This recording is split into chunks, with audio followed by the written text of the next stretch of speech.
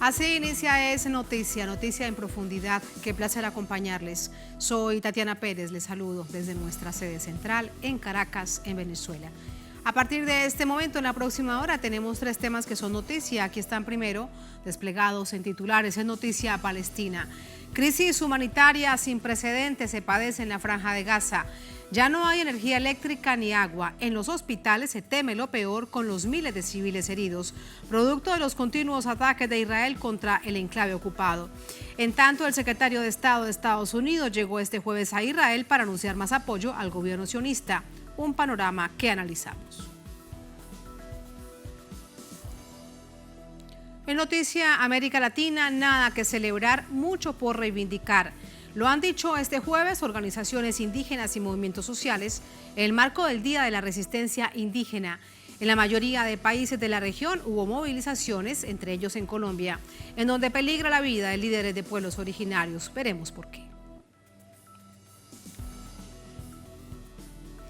En Noticia Argentina, jornada de allanamientos en Buenos Aires, la capital, para detectar operaciones ilegales con el dólar. En uno de los operativos se descubrió una agencia de actividades ilegales que también funciona en Paraguay, Uruguay y Bolivia. Por este hecho, la cotización del dólar ilegal bajó más de 40 pesos argentinos. Les contamos más.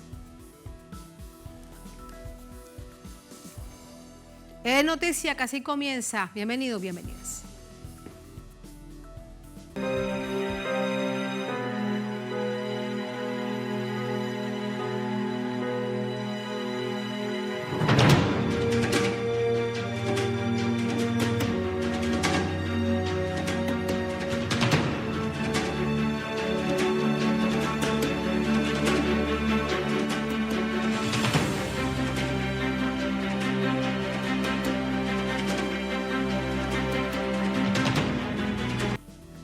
En Noticia Palestina, continúa el asedio israelí contra la población civil en la Franja de Gaza. Un hecho que incrementa el número de víctimas desde el pasado sábado y agrava la situación en los centros asistenciales. Vamos a ver esta radiografía. Tras el asedio impuesto de Israel a la Franja de Gaza, los centros de salud corren el riesgo de convertirse en morgues debido a la falta de combustible y energía. Si los generadores se detienen, este hospital se convertirá en una fosa común, porque más de 120 pacientes heridos están conectados a ventiladores, 1000 pacientes están en diálisis y 50 bebés prematuros están en incubadoras. Además, no podemos administrar cuidados intensivos ni generar oxígeno. Plantas sin electricidad, por lo tanto, todas estas personas se enfrentan a una muerte segura. El director para Medio Oriente de la Cruz Roja Internacional, Fabrizio Carbone, informó que los servicios de diálisis y radiografías fueron suspendidos e instó a la comunidad internacional a tomar medidas urgentes para proporcionar un paso seguro a los suministros médicos. En las últimas horas, el Ministerio de Defensa de Siria confirmó ataque sionista a los principales puertos de Damasco y Alepo, específicamente en las pistas de aterrizaje. El hecho no dejó pérdidas humanas. Además, se registró un ataque aéreo a un conjunto residencial en Gaza. Durante un discurso, el presidente egipcio pidió la entrega urgente de ayuda humanitaria. Hago hincapié en la necesidad de que personas inocentes no soporten las consecuencias del conflicto militar, lo que exige facilitar urgentemente la entrega de ayuda humanitaria al pueblo palestino. Esto es por el envío del primer avión de ayuda humanitaria de Jordania a Gaza a través de Egipto, que será transferido por el cruce de Rafah, único paso que no controla el régimen sionista. La organización benéfica Hachemita de Jordania preparó un avión de ayuda y con intensos esfuerzos y coordinación del gobierno jordano, el Ministerio de Asuntos Exteriores, las Fuerzas Armadas y los servicios de seguridad con sus homólogos de las autoridades egipcias para garantizar la llegada de esta ayuda a través de la República Árabe de Egipto hasta la Franja de Gaza y a través del cruce de Rafah. Este avión está equipado con ayuda médica en forma de tratamientos, antibióticos y medicamentos necesarios en tales circunstancias y lesiones. En la mañana, el secretario de Estado de Estados Unidos, Antony Blinken, se reunió con el primer ministro Benjamin Netanyahu para reiterar su apoyo antes de reunirse en Jordania con el presidente de la Autoridad Palestina, Mahmoud Abbas, y el rey jordano Abdalá II. Sabemos que jamás no representa al pueblo palestino ni a sus legítimas aspiraciones de vivir con las mismas medidas de seguridad, libertad, justicia, oportunidades y dignidad. Según una encuesta realizada por el Centro de Diálogo, el 94% de los ciudadanos israelíes responsabiliza a Netanyahu de la operación sorpresiva palestina contra las fuerzas de ocupación. De la cifra, el 56% de los encuestados considera que debería dimitir su cargo una vez finalice el conflicto, mientras el 52% espera la renuncia del ministro de Guerra israelí, Yoav Gallant. Hasta la fecha, la cifra de palestinos asesinados se ubica en más de 1.500, entre ellos 500 niños y 276 mujeres, y más de 6.000 heridos, de acuerdo al Ministerio de Salud palestino. Sin embargo, la cifra de occisos podría aumentar por la presencia de varias personas atrapadas bajo los escombros. Parte de los hechos de esta jornada que analizamos de inmediato. Para ello nos acompaña Cristian Nader, es historiador, es analista político, nos acompaña desde Ciudad de México, en México. Cristian, bienvenido. Buenas noches, ¿cómo está? Buenas noches, Tatiana, mucho gusto. Gracias por la invitación. Muchas gracias a usted. Cristian, primero para ir avanzando en algunos de los puntos que vemos con la cantidad de información que circula también desde donde se mire, si es Occidente, si es Oriente Medio, etcétera, etcétera, en nuestra propia América Latina. Israel dice que esto es una guerra contra Hamas, pero lo que estamos observando es que hay una directa afectación gravísima a la población civil. Entonces, ¿esto es Israel contra quién? Es Israel realmente realizando la misma labor ilegal y homicida que ha realizado desde 1948, inclusivamente previamente a la fundación del ente sionista. Es en contra del pueblo palestino, está realizando la última fase en el proceso de limpieza étnica que lleva realizando desde hace 75 años con la complacencia absoluta, primero del Imperio Británico y luego de Estados Unidos. Es en contra de Palestina. Esta narrativa, este discurso de que es en contra de Hamas, previamente lo utilizaban, es en contra de Fatah, es en contra de OLP, no contra los palestinos, por supuesto que no. Recordemos que esta es una operación racista, supremacista de limpieza étnica, justamente para expandir las colonias ilegales, no solamente en Gaza, sino también en Cisjordania y Jerusalén Oriental, en Al-Quds, y además también al norte, donde se encuentra el Golán sirio ocupado. Y justamente como la presión internacional cada vez es mayor, han pedido apoyo a sus mecenas actuales, que es por supuesto Estados Unidos, que desde 1948 ha depositado en las arcas israelíes $250 millones en apoyo a infraestructura militar, que vayan a su rescate para agilizar esta limpieza étnica de suelo palestino, de suelo gazatí. Concretamente lo que busca el traslado del portaaviones Gerald Ford es apoyar a desalojar a la población palestina de Gaza, mandarlos a Egipto para que comience la limpieza étnica y la imposición de la autoridad sionista en el territorio gazatí después de décadas de resistencia del pueblo palestino, ¿no? Entonces, es en contra de Palestina, es en contra de familias, mujeres, niños, cualquier ser humano que se encuentra ahí. Y por eso entonces comprendemos la rapidez con la que se mueve la política exterior norteamericana. Hoy llegaba a Israel, a su capital, a Tel Aviv, el secretario de Estado de Estados Unidos ofreciendo más apoyo. Uno se pregunta qué más apoyo, si realmente es el gran protector de Israel que le permite toda la impunidad. ¿Cuánto más apoyo necesita Israel en este momento militarmente para atacar a Gaza? Bueno, para que la gente que no conoce muy bien el tema se dé una idea, Israel es una potencia con armas nucleares, armas químicas, armas biológicas, armas informáticas, pero por supuesto otro gran potencial del ente sionista es la guerra de propaganda, maximizada por Washington desde hace décadas, ¿no? Y algo que me llamó mucho la atención de la visita de Anthony Blinken a suelo de la Palestina ocupada fue que dijo que no llegaba solo como estadounidense, sino como judío. Más bien, creo que lo correcto hubiera decir, llega como sionista, porque a fin de cuentas el motor del sionismo histórico ha sido el sionismo cristiano mesiánico, apocalíptico, encabezado por Estados Unidos. Ellos son la fuerza de ello, pero también el sionismo secular colonial sionista, ¿no? Entonces hay que entender que sin primero el patrocinio por parte del Imperio Británico, luego por Francia y otros países europeos y finalmente por Estados Unidos desde mediados de los 50, legítimas, el ente sionista no existiría. Detrás de toda la estructura de poder sionista se encuentra Occidente y muy concretamente Estados Unidos. El enemigo realmente es Estados Unidos e Israel es una parte fundamental, un laboratorio de guerra, una prefectura colonial por parte de Occidente y de Estados Unidos. Sin el apoyo estadounidense, Israel no existiría y el sionismo se hubiera convertido en un movimiento más protofascista olvidado a comienzos del siglo XX en suelo suizo y en el oriente europeo, ¿no? Entonces, lamentablemente, van justamente a apoyar y también es una declaratoria, una amenaza frente a todas las naciones que buscan hacer frente apoyando al pueblo palestino en contra del ente sionista. Llámese la República Islámica de Irán, la República Árabe Siria, incluso países que optan por el diálogo. Llámese la República Popular de China, la Federación Rusa o incluso los aliados que han normalizado relaciones de hace décadas con Estados Unidos, me refiero concretamente a Jordania o Egipto en el contexto africano.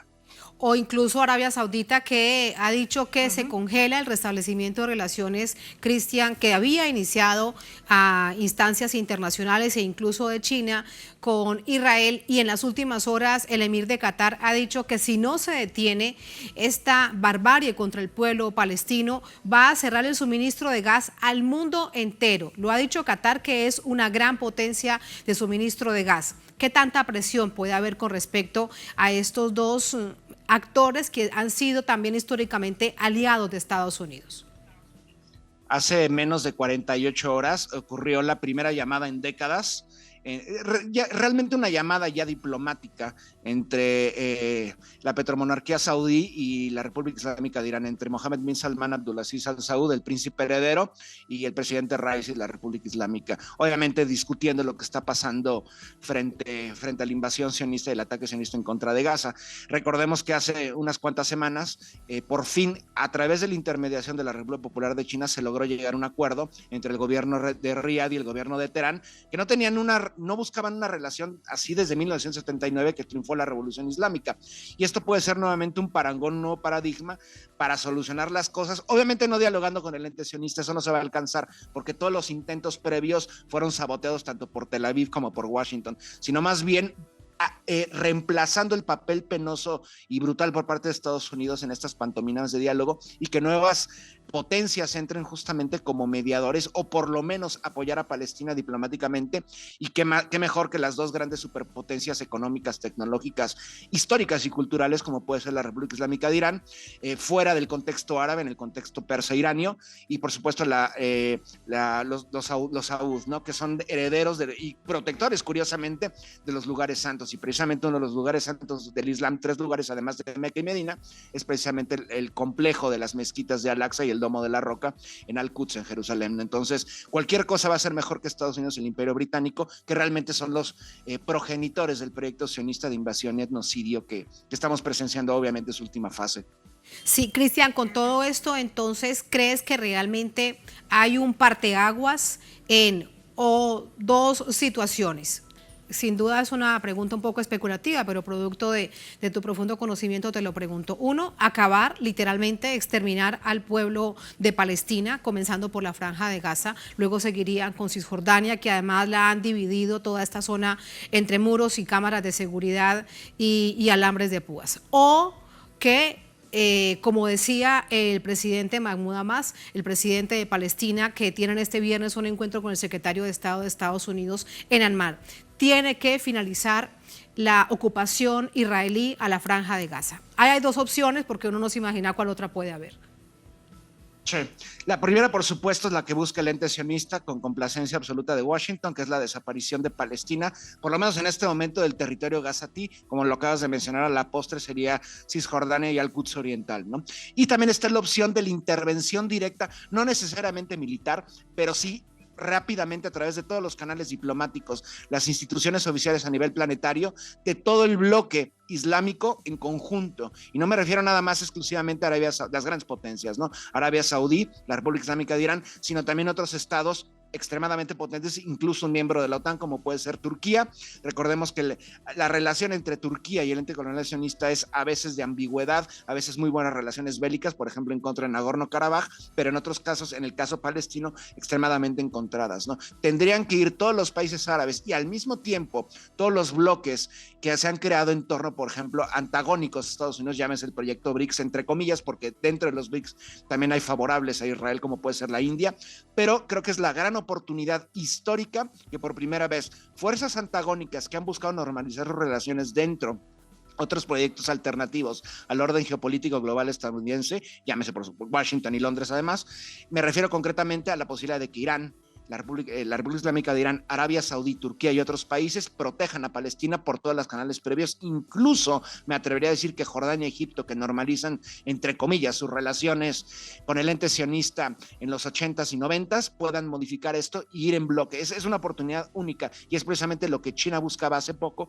tratando de normalizar las relaciones entre Riad y Teherán. Es una posibilidad sin duda alguna. Lamentablemente en este momento lo que necesita el pueblo palestino es, en primer lugar, visibilizar su lucha, hacer válido el proceso histórico de resistencia, más de 75 años, y en segundo lugar, apoyo armado, directo. Esto, por supuesto, implicaría que se abran nuevos frentes en contra del conflicto, pero, por supuesto, quitaría el ojo del huracán a Gaza porque las tropas sionistas tendrían que desplazarse a otros contextos. Lamentablemente, esto también auguraría la intervención por parte de Estados Unidos. Para mí, la mejor opción es la intervención de todos los países vecinos, principalmente países islámicos, para salvaguardar la integridad territorial y el futuro de Palestina, porque lo que buscan es el exterminio y la desaparición, que no es algo nuevo, ha ocurrido desde hace más de un siglo, desde 1897 que surge el sionismo con un movimiento político organizado, pero desde 1948, la primera gran Nakba, la expulsión de 750,000 palestinos y paulatinamente 14 millones de palestinos que se encuentran en el exterior aplastados como refugiados dentro de la Palestina ocupada como ciudadanos, entre comillas, ciudadanos de tercera, y finalmente la población gazatí, cisjordana y Jerusalén Oriental, que se encuentran asediados constantemente y sus vidas puestas en riesgo.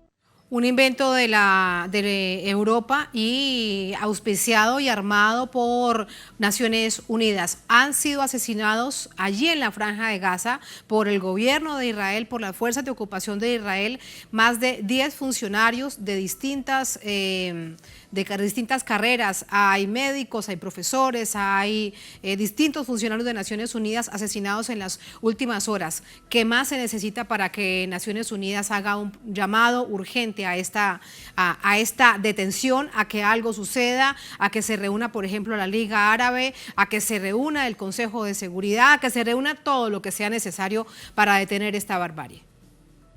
La barbarie va a continuar porque recordemos que la óptica supremacista imperialista occidental, hay dos excepciones, bueno, hay varios, ¿no? Pero los dos excepcionalismos más importantes a nivel global son el estadounidense, el nuevo, entre comillas, pueblo elegido, y el primer nuevo pueblo elegido supremacista, ¿no? Me refiero, por supuesto, al ente sionista. Las imágenes que estamos viendo no son nuevas, realmente las hemos visto continuamente en las últimas 7 décadas. Sin embargo, la gran diferencia es la agresividad, tanto en la violencia militar y paramilitar también, por la de los colonos también es muy importante, pero también en la violencia en las declaraciones. Abiertamente ya están colocando a los palestinos como subhumanos, como animales, invisibilizándolos, criminalizándolos. Esto es único. Antes lo hacían los sionistas tras bambalinas con apoyo también de Estados Unidos. Y claro, por primera vez... Es que recuerda que ayer, la víspera, el ministro de la Defensa de Israel decía que los palestinos son animales. Y lo dijo abiertamente, lo dijo en público, no es que busquen edulcorarlo, así abiertamente lo dijo. Sí, y también hay que entender el momento cuando retorna Netanyahu al poder, no lo hace con el sionismo tradicional, el más brutal e invasor, pero también con una forma de sionismo que rara vez había tenido protagonismo, que incluso era catalogado por Estados Unidos como un grupo terrorista. Ese es el kahanismo, fundado por Meir Kahan, un judío sionista de Brooklyn, que incluso era abiertamente fascista y llamaba a los palestinos como subhumanos. Prácticamente hay que entender al sionismo como una forma de fascismo, protofascismo, con personajes como Zier Jabotinsky. Ese es el gabinete de guerra y el gabinete que lo toca todo de Benjamín Netanyahu, Benjamín Milekowski, alias Milekowski, ¿no?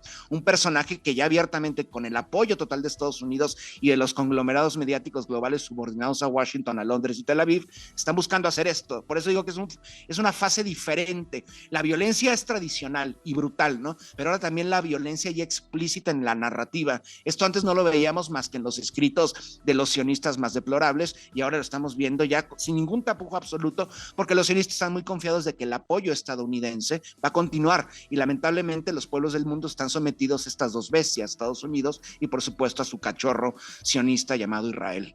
Sí, ahora te quiero consultar en los minutos que nos quedan, Cristian, ¿qué pasa dentro de Israel?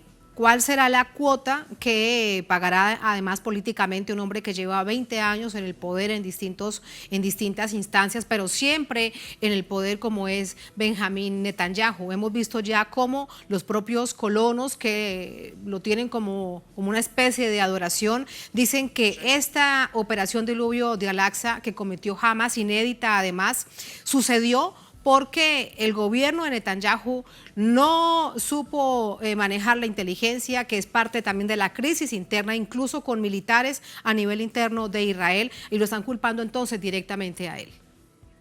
No, la operación de los palestinos de Hamas fue importantísima, fue estratégica, estuvo planeado durante meses. Obviamente, incluso la inteligencia egipcia le avisó a Tel Aviv y al gobierno de Netanyahu lo que iba a ocurrir, pero Netanyahu los dejó pasar. ¿Por qué los dejó pasar? Porque le cae como anillo al dedo. En ese momento, la cúpula del ente sionista había dos facciones: la pro-Netanyahu, principalmente los colonos sionistas más racistas y más supremacistas, pero también es un poco contradictorio, pero los sionistas anti-Netanyahu, entre comillas, moderados, entre comillas, ¿no?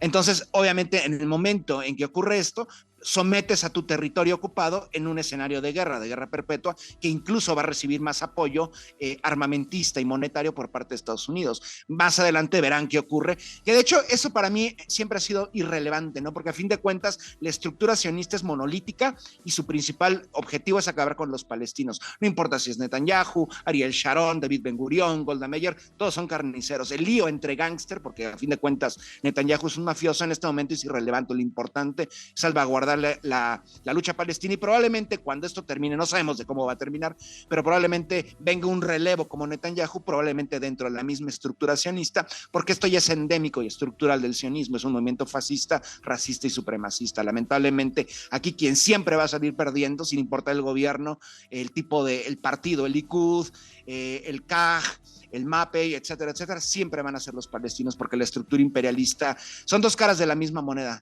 Es muy similar al imperialismo estadounidense bicéfalo. No importa si son los demócratas o los republicanos. El imperialismo, la maquinaria imperialista sigue activa, al igual que la maquinaria sionista.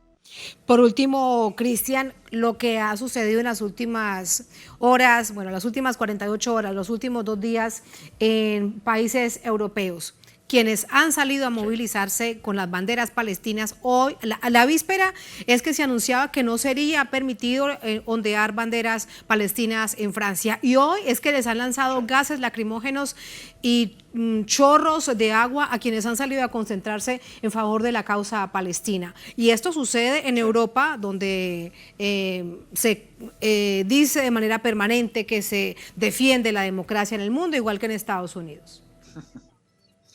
Sí, claro, en la narrativa eurocéntrica son el faro de civilización, democracia y liberación de los pueblos, cuando son todo lo contrario, ¿no? Porque a fin de cuentas el sionismo es colonialismo y las potencias coloniales van a defender a su proyecto sionista.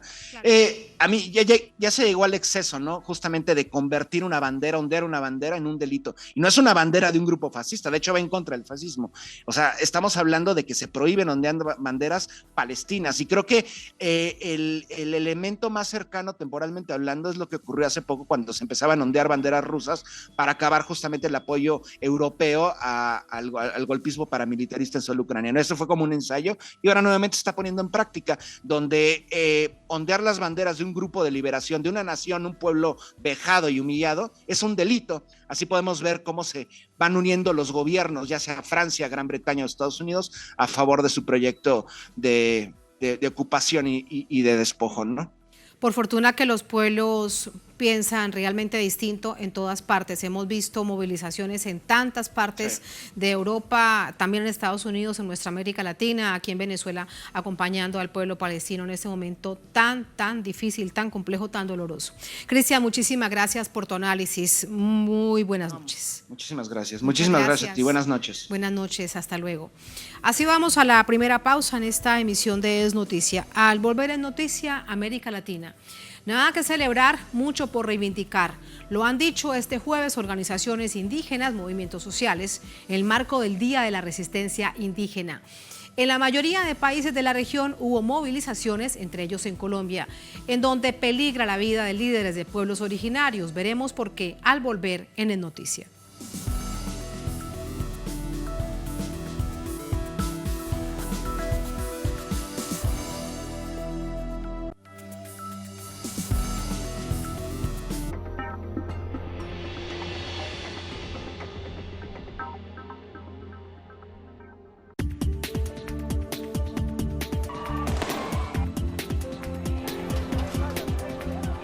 De lunes a viernes te ofrecemos un espacio de entrevistas que impulsa el análisis de los acontecimientos políticos. Sigue de cerca cada suceso del panorama latinoamericano a través de Enclave Política.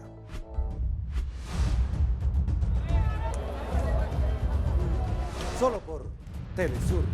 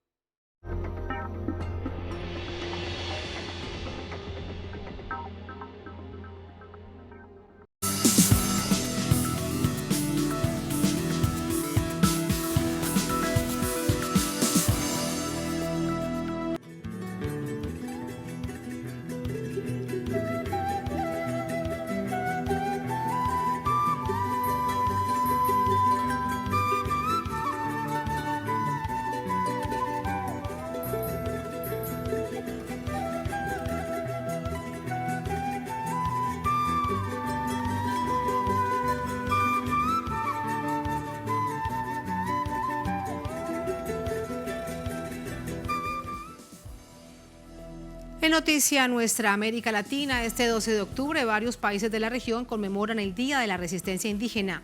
¿Cuáles son sus luchas? ¿Cuáles son sus historias? Vamos a verlo.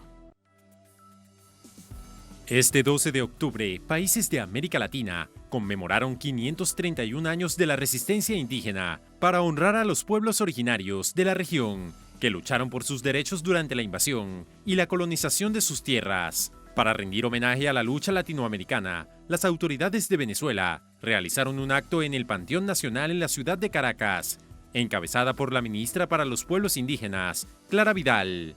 A través de sus redes sociales, el presidente Nicolás Maduro rindió tributo a los pueblos originarios y su historia de resistencia.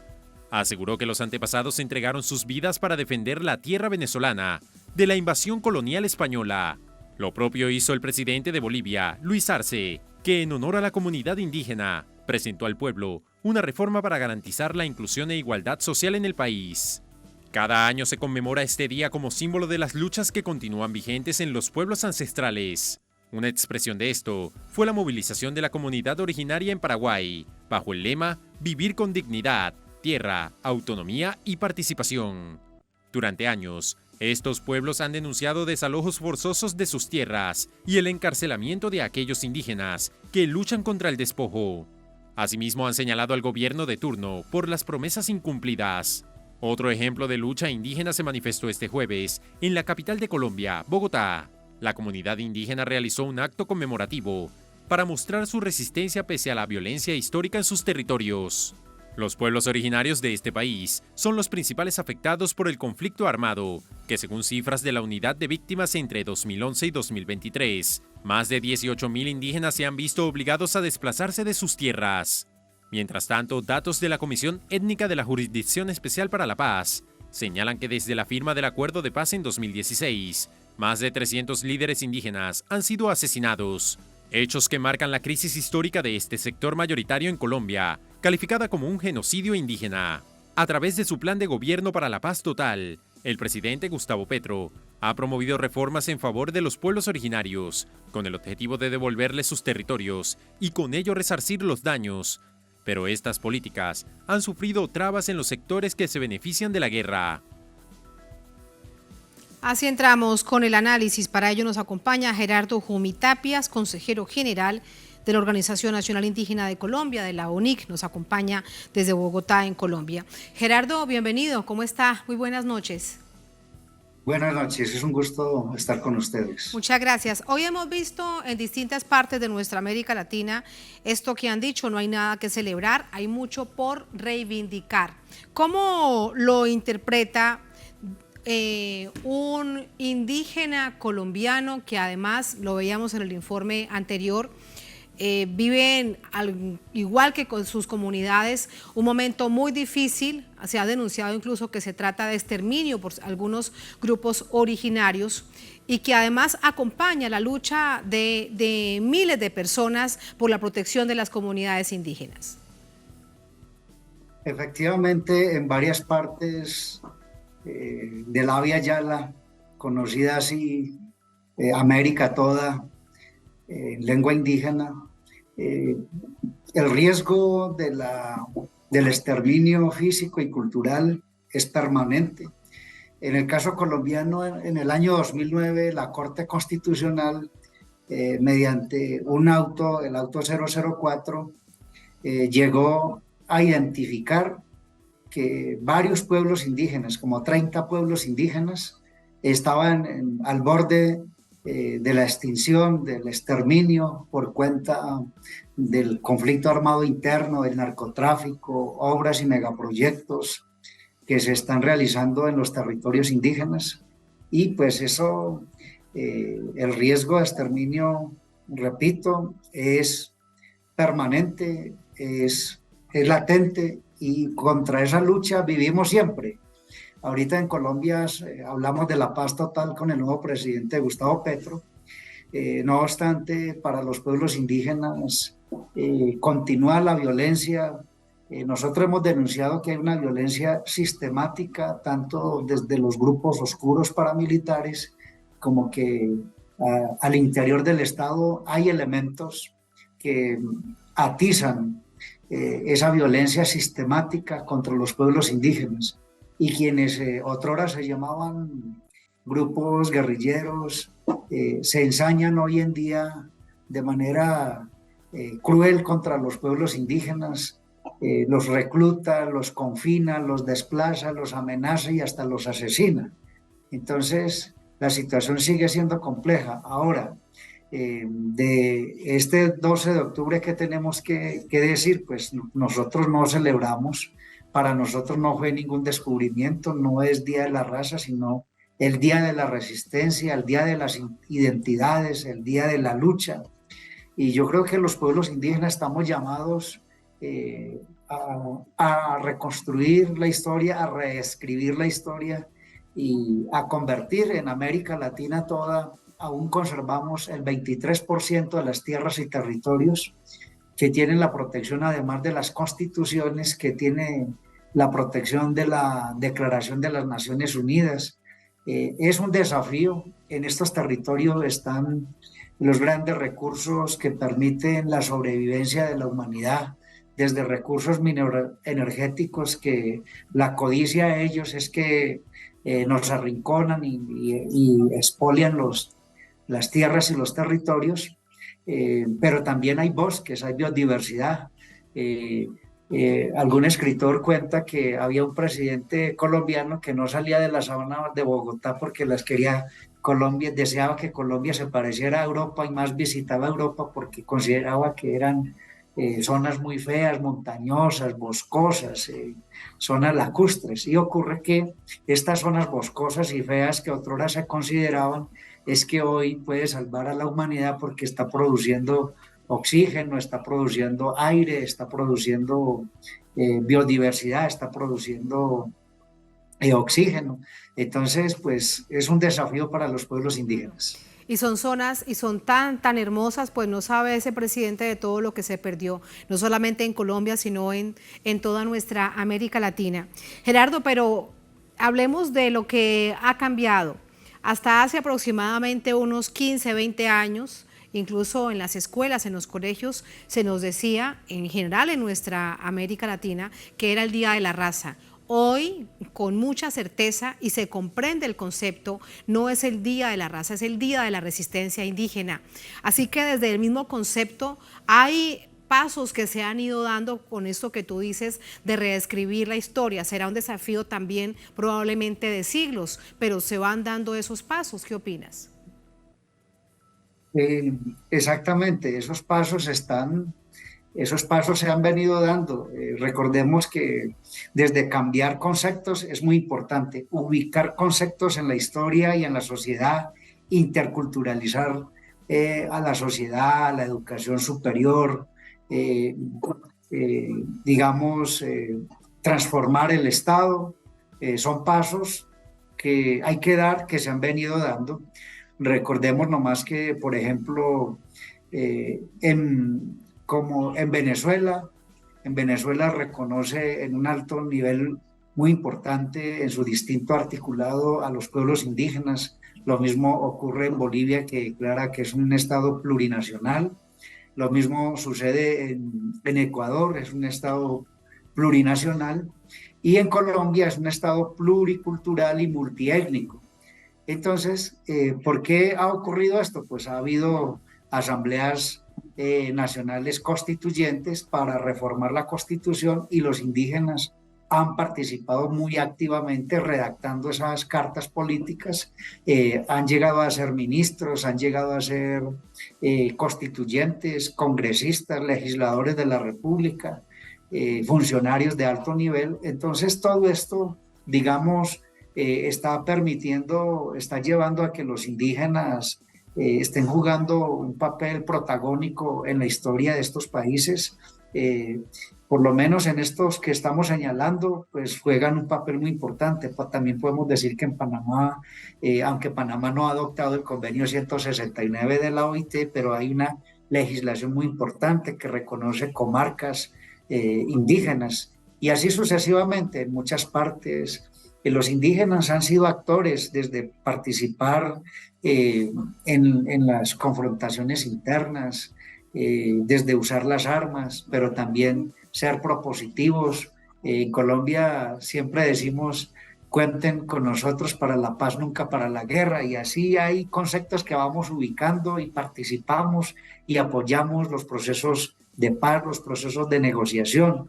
Los indígenas jugamos un papel muy importante, por ejemplo, hace 7 años, en el año 2016, en la negociación que se adelantó por parte del Estado colombiano con la extinta guerrilla de las FARC. Ahí logramos ubicar el capítulo étnico, aunque su cumplimiento ha sido muy bajo, pero constancia se va dejando y participación de los indígenas de manera activa se mantiene en todos los escenarios. Sí, y ahora, además de los conceptos con esos ejemplos que nos presentas, Gerardo, un punto también que nos permita hilar cuál es además la lucha de este momento histórico de los pueblos originarios.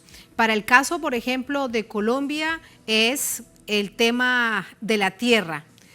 Quienes a través de poderes oscuros históricamente han tratado de usurpar las tierras, y no solamente las campesinas, sino también en donde se encuentran los territorios indígenas que por constitución están protegidos. Pero si lo vemos en América Latina, ¿cuál es esa situación?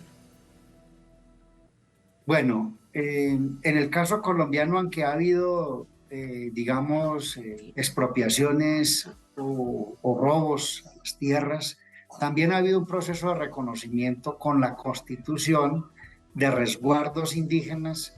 El resguardo indígena es un título de propiedad privada colectiva cuyos titulares y dueños son los pueblos indígenas, y que la Constitución dice que es intransferible, que es inembargable y es enajenable.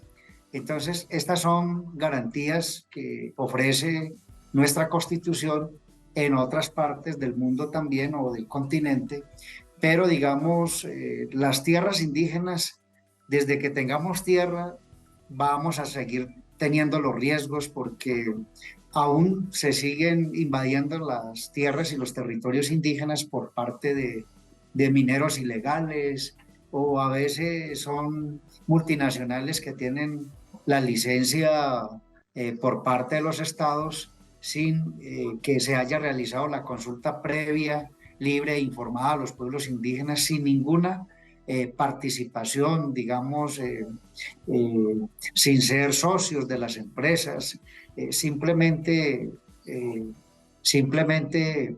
pues los indígenas son, digamos, expulsados de sus tierras y las explotaciones se llevan adelante y mira el caso, por estados... ejemplo, con esto que dices, Gerardo, recuerdo, y lo hemos contado de una manera permanente en Telesur, y es los indígenas en la región amazónica en Brasil.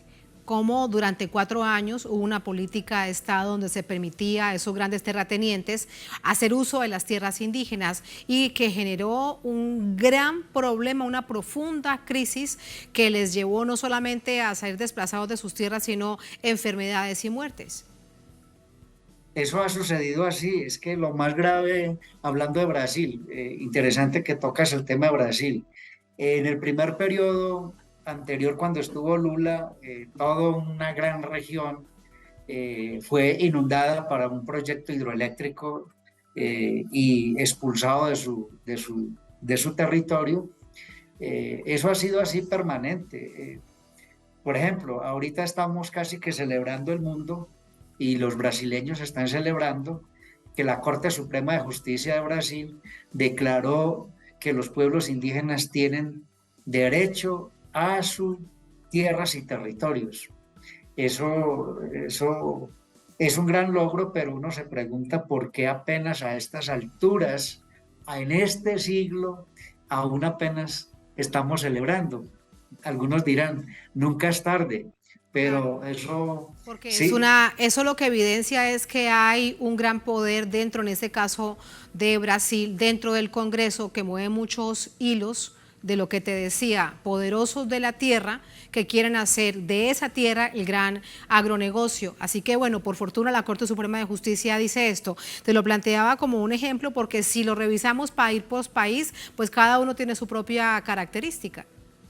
Así es, o si no Chile. Chile es un conflicto, los indígenas mapuche viven en un constante conflicto con el Estado, con la fuerza pública y eso no se ha logrado parar, por más que esté Gabriel Boric como nuevo presidente, el conflicto continúa y los indígenas aún continúan reivindicando su derecho a la libre determinación. Aún ese derecho a la libre determinación a la luz del derecho internacional pues no ha sido reconocido plenamente. Entonces, país por país, como usted dice, si examinamos, hay situaciones muy graves, en otros hay avances, en otros hay tolerancia, en otros hay, digamos, un nivel de integración muy importante. Yo diría nuevamente, insistiría en que por los pueblos indígenas tenemos que reescribir la historia, tenemos que recuperar el tiempo perdido y, digamos, los pueblos indígenas podemos lograr construir un nuevo sistema de economía alternativa que sea solidario, que sea redistributivo, que sea comunitario, toda vez que sus tierras son colectivas y lo que se produzca y sea para beneficio de las comunidades y en algún momento los indígenas a partir de sus tierras puedan también participar en el mercado nacional e internacional y puedan, digamos, socializar y redistribuir las rentas que estas actividades económicas puedan producir. Yo pienso que hay muchos desafíos que podemos ponernos en ese largo camino de la historia que aún nos espera hasta que seamos plenamente aceptados por las sociedades de estos países, hasta que no solamente deje de ser letra escrita y muerta en las constituciones, sino que de hecho sea un lugar legal y constitucional los derechos indígenas en los cuales podamos nosotros pararnos y luego nosotros podamos proponerle a las sociedades un nuevo relacionamiento social y político entre estas sociedades. Que así sea. Muchísimas gracias, con todo el conocimiento ancestral sobre todo. Muchísimas gracias, Gerardo, por estas reflexiones. Muy buenas noches. Muy buenas noches, muchas gracias. Buenas noches, hasta luego. Así vamos a la última pausa en esta emisión de Es Noticia. Al volver en Noticia Argentina, jornada de allanamientos en Buenos Aires, la capital, para detectar operaciones ilegales con el dólar. En uno de los operativos se descubrió una agencia con actividades ilegales que también tiene sus nexos con Paraguay, Uruguay y Bolivia. Por este hecho, la cotización del dólar ilegal bajó más de 40 pesos argentinos. Les presentamos esta radiografía al volver en El Noticia.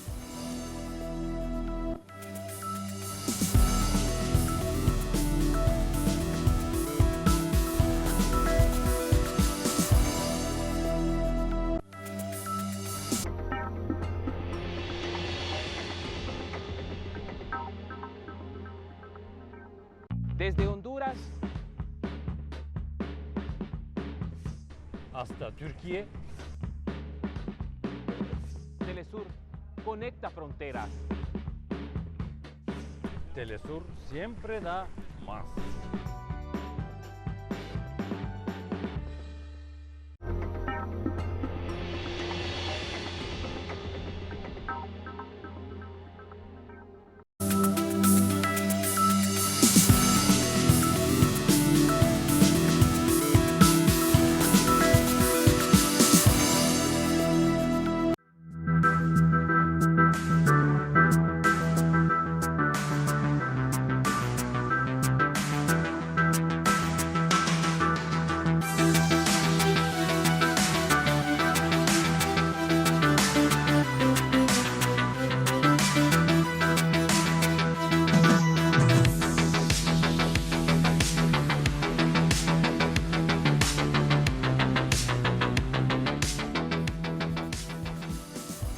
En Noticia Argentina, este jueves han sido detenidas más de 6 personas, extranjeras la mayoría, en nuevos allanamientos en el centro de cambios conocido como la City Porteña en Buenos Aires. Todo esto en medio de la corrida cambiaria que impactó la cotización dólar ilegal. Vamos a verlo. Con un saldo de 6 detenciones, tras la pesquisa en las oficinas de la empresa Nimbus, se encontraron más de $800.000 y el hallazgo de documentación que probaría la realización de la compra-venta ilegal de divisas, por lo que el Juzgado Penal número 8 ordenó allanar varias de las llamadas cuevas en el centro de la ciudad de Buenos Aires. Los investigadores señalaron que el dueño de la firma mantiene como fachada una agencia de viajes, luego de que el ministro de Economía, Sergio Massa, anunciara que se haría cargo de los ilícitos cambiarios. Iniciaron los operativos policiales, mientras que políticos y grupos bancarios acusaron al candidato presidencial Javier Milei de promover con su discurso incertidumbre en la ciudadanía, señalando que el empresario hiciera declaraciones atacando a la moneda nacional. Tengo claro que son esos 4 o 5 vivos que están jugando al arbitraje. Me voy a ocupar esta vez, la vez pasada se me escapó a Uruguay el jefe, esta vez me voy a ocupar de que no se escape y vaya a ganar. En medio de la subida del dólar paralelo, la División Antifraude del Departamento de Delitos Económicos de la Policía Federal, inspectores de la Administración Federal de Ingresos Públicos y la Dirección General de Aduana realizaron los operativos en la City Porteña, con el objetivo de desmantelar los puntos donde la moneda extranjera se vende ilegalmente para acabar con una trama de intereses financieros ilícitos. Porque creo que alguna vez en la Argentina el que especula con el ahorro de la gente, el que sobre los arbitrajes genera ganancias ilegales extraordinarias, tiene que ir preso. Creo que la Argentina necesita algunos presos sobre la base de la especulación del ahorro de la gente y del patrimonio de las empresas, y creo que es tiempo de ponerle un límite. Desde la política hay que ponerle el límite a los irresponsables. El dólar paralelo tuvo su primer día sin aumentos en la semana, pero aún se encuentra por encima en las cotizaciones cambiarias irregulares, con 1.100 pesos por cada dólar, A su vez, la Comisión Nacional de Valores decidió limitar a un monto de 35.000 millones de dólares diarios todas las operaciones de inversores extranjeras y grandes firmas locales, como parte de una estrategia del gobierno para contrarrestar una mayor volatilidad en el mercado de cambios, que afecta a los bolsillos de los argentinos. Que afecta el bolsillo de los y las argentinas y de qué manera. De esto en clave electoral vamos a conversar a esta hora para conocer cómo finalizó la jornada con nuestro corresponsal en Buenos Aires, Juan Carlos Bartolota. Hola Juan, adelante, muy buenas noches. ¿Qué tal, Tatiana? Buenas noches. Efectivamente, bueno, esta advertencia, lo decíamos hoy temprano, del ministro de Economía y candidato presidencial de Unión por la Patria, Sergio Massa, más los allanamientos, más el accionar de la justicia, esperado, por cierto, porque esto no es la primera vez que pasa. Estaba buscando algunos datos para compartir con ustedes, Tatiana. Se cumplen este año 40 años de democracia en la República Argentina, del regreso de la democracia después de la sangrienta dictadura militar. 10 corridas bancarias tuvo Raúl Alfonsín, 12 Menem, el expresidente Menem, 6 Fernando de la Rúa, 2 Néstor Kirchner y 11 Cristina Fernández de Kirchner. Después, en el gobierno Macri, hubieron 2 que fueron importantes. Uno en abril del 2018, después de eso vino el acuerdo con el Fondo Monetario Internacional. Allí, en esa oportunidad, el Banco Central quiso intervenir para quitar el dólar y gastó en una sola jornada 1.471 millones de dólares para tratar de frenar esa corrida de ese año. Y posteriormente, cuando Alberto Fernández ganó las PASO con una diferencia de 15 puntos y ya el resultado de la elección general ya no se podía revertir y de hecho no se revirtió, también hubo una corrida. La diferencia con esta oportunidad, Tatiana, es que había un candidato, hoy presidente Alberto Fernández, que salió a quitar las aguas. Dijo, el dólar a 60 pesos, que era lo que había llegado del gobierno de Mauricio Macri en el último tramo, después de las PASO, es un precio adecuado. Y eso poco calmó las aguas. En este caso, en esta oportunidad, la corrida se viene dando desde hace días, empezó a aumentar el dólar. Y esto tiene que ver con las expectativas que genera el que ganó las PASO en esta última oportunidad, el que salió primero, en realidad, porque vamos a recordarlo, esto también hay que decirlo. Javier Milei sacó el 30%, no llegó al 30% de la PASO, con una ausencia del 30% importante en todo el padrón electoral.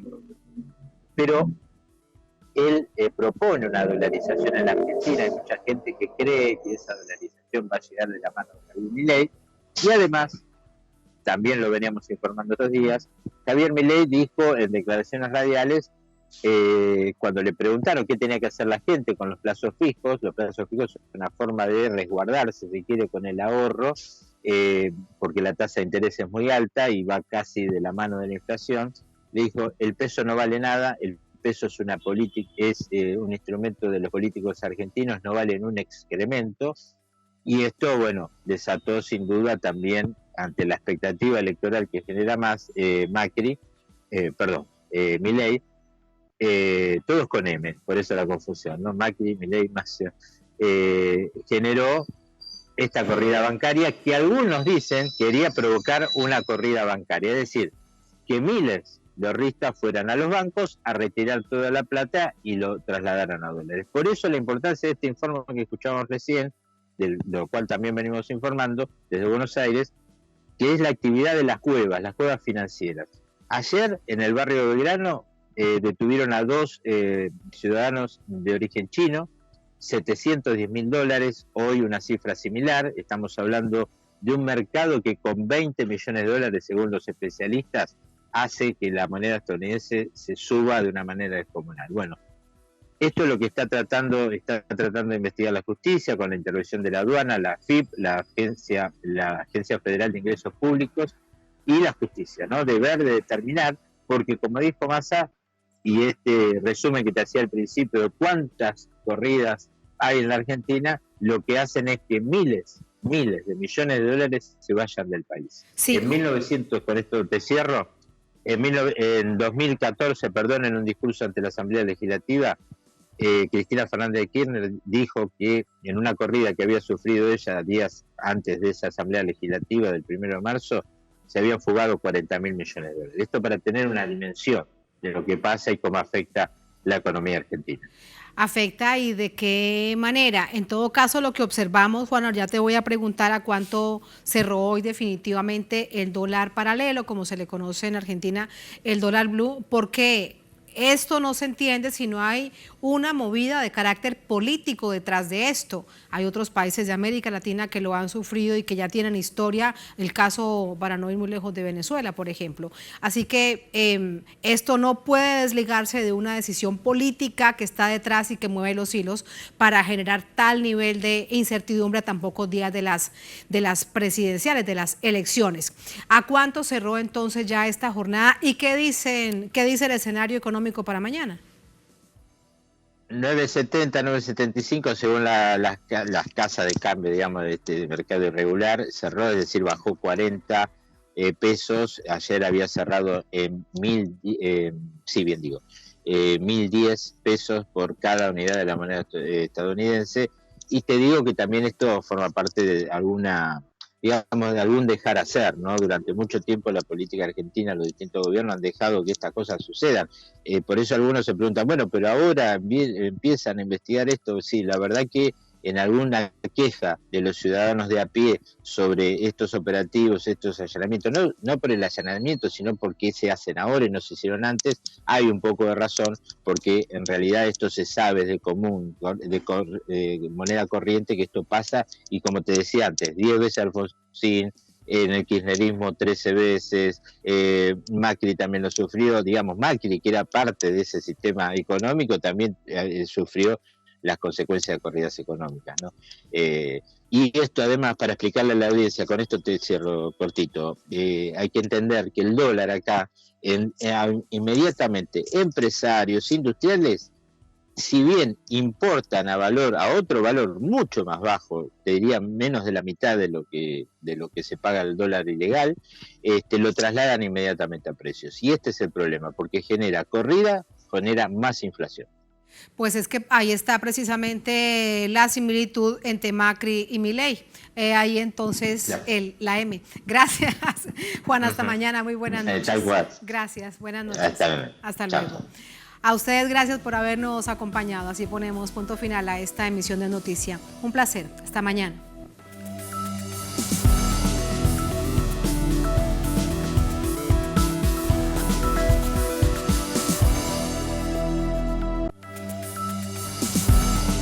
Desde República Dominicana.